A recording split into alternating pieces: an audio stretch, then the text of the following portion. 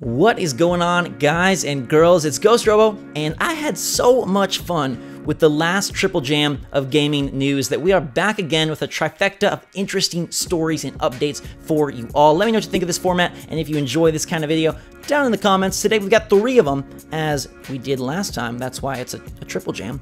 And the first is a quickie, so we'll get it out the way. Xbox and Xbox Live have introduced an update today that does a couple of things, but most prominently allows you to upload custom gamer pics, which I feel like this is a disastrous move. Why? I haven't thought about gamer pics, or even gamer score for that matter, for years now. I could not tell you what my gamer pic was. I cannot tell you what my gamer score is, but they have been testing this in beta since March, and now roll it out to everybody. And I feel like all this does is add tons of man hours for micromanaging the censoring of these photos, because you know people are going to test the limits. You know people are going to upload all sorts of inappropriate, crazy stuff, and somebody over there on the Microsoft team is going to have to censor it or work on some sort of artificial intelligence to censor it. I don't know. I don't feel like this adds much value, and I feel like it's just opening up a can of worms that they had to foresee, right? Like, how could you not expect this to be crazy? I don't know. I mean, the Xbox One X excites me because of its power. The lineup does not. This is just another weird choice. They also introduced 2 other things in this update. One, the ability to co-stream on Mixer, which is pretty cool, so that you and up to 3 friends can broadcast together on that streaming service. And 2, the ability to tie a specific controller to an Xbox account, so that as soon as that controller is turned on and paired, it will log you in, which that's pretty useful if you live in a house with a bunch of gamers. But man, those gamer pics. Major Nelson has an example here of his face. I don't feel like that's what most people are going to do, but all right, we'll let that go for now. The second story is a little bit of a bummer, and it involves delays. The first one is official, the second, not yet, but it makes me worried. So the first one is Ni no Kuni 2 being delayed to 2018. It moves out of the November 10th slot to January 19th. And they said in a statement, the CEO of Level 5, that we have decided that more development time is required in order to deliver the full Ni no Kuni 2 experience to our fans. I deeply apologize to those who have been looking forward to the game's release. It's always a bummer when stuff gets delayed, but people seem these days to have a better outlook. They appreciate the honesty, and they would rather have a top-tier game, a stronger product, than something that is pushed out the door. You have to imagine that this is also due to the fact that November 10th is sandwiched right between Call of Duty World War II and Star Wars Battlefront 2. People may not have wanted to drop $60 on a game in that interim period when they know they're probably going to be picking up Call of Duty and Battlefront, maybe even Assassin's Creed Origins or Super Mario Odyssey the week before. You got Wolfenstein there, Crackdown 3, Need for Speed Payback, Lego Marvel Super Heroes 2, Pokemon Ultra Sun. It's just like a super crazy time, and maybe not the best period to release your hardcore JRPG. I played it at E3. I thought it was a lot of fun. It looks absolutely gorgeous. It got some good press, some good feedback, and I was super excited for it. So personally, I'm sad, but again, a delayed game may be a great game. A rushed game can never be good. That's basically the quote that some famous gaming person said. Now, this next delay isn't official, but it'll be pretty worrisome if it turns out to be a real thing. Go Nintendo is reporting that a couple of Amazon pre-order buyers of NBA 2K18 on Switch received emails from Amazon today stating that the game has been delayed.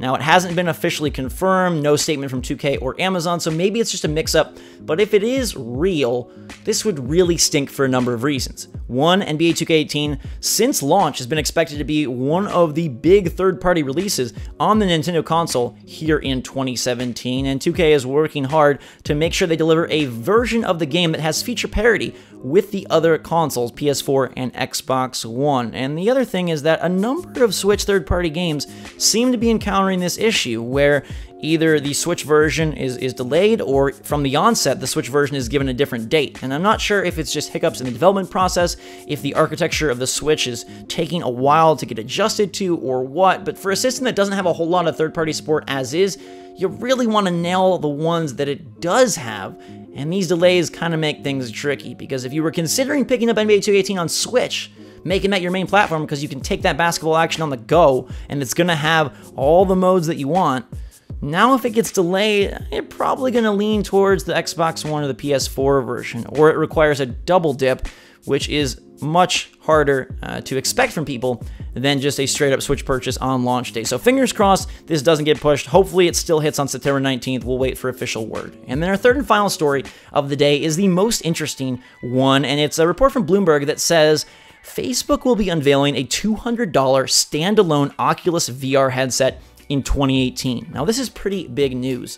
Just recently, the Oculus VR headset, the actual one with the touch controllers, went on sale for $399, which is a pretty great price, but you still need a pretty powerful PC to make that work, and there's a lot of wires involved. So a wireless standalone headset would be interesting. They're saying that it won't need a smartphone, won't need a PC, that it will be stronger than Samsung Gear VR, but not as powerful as the actual official Oculus headset, that it'll have a similar interface to the Gear VR, that it'll be controlled by a wireless remote, that it is going to be mainly for gaming and also for video and social networking. So they have this idea that you'd be able to pull out this headset on a plane, strap in, and watch a movie in the confines and privacy of your own virtual world. It doesn't have any of the positional tracking because there would be, no wires and then no trackers, no cameras.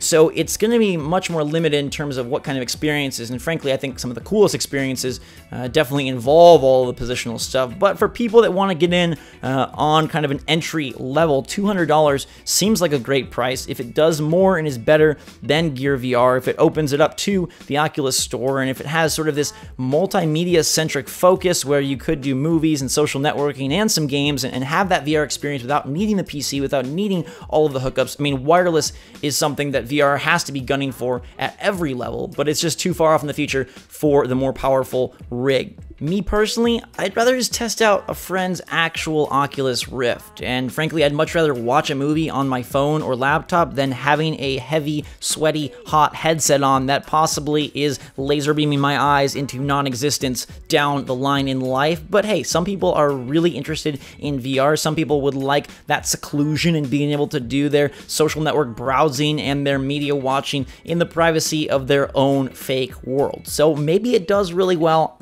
I don't think I'd buy it though. Now, the slightly worrisome side of this is, what if the standalone headset is super successful? Will game developers start targeting this lower end Oculus and developing experiences that are more surface level rather than investing in the big brother Oculus Rift and giving us hardcore gamers those in-depth positional tracking type experiences that we really want? I'm not sure how it's all going to shake out, but it's expected to be unveiled at Oculus Connect in October. $200, looking to ship in 2018. Interesting because Google, we know, is working with HTC on a standalone wireless Daydream headset that does have World Sense, which will allow for some positional tracking without any sensors. That's supposed to come out later this year. No price point yet, but it seems like wireless VR is the future. And the Bloomberg article also states that Facebook is working with Oculus on another prototype device codenamed Santa Cruz that is a wireless Oculus Rift with the full power and no PC. I feel like that's a decent ways off, but we'll have to wait and see what the whole VR landscape looks like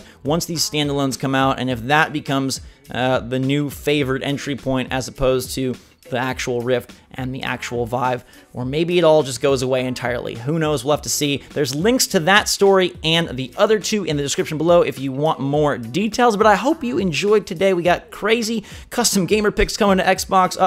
Wonder how that is going to work out. Ni no Kuni 2 delayed till January 2018. NBA 2K18 on Switch may be seeing a delay of its own, and then Facebook working on this standalone Oculus for 2018. Let me know what you think of this trifecta in the comments below. Hope you enjoy the style of video. I really love making them, and I love you guys a lot, so hopefully that all comes together in a beautiful, beautiful hug. Until next time, everybody, thanks so much for watching. Hope you have a fantastic day. I love you all. And until next time, drink some hot chocolate, and we'll see you all later.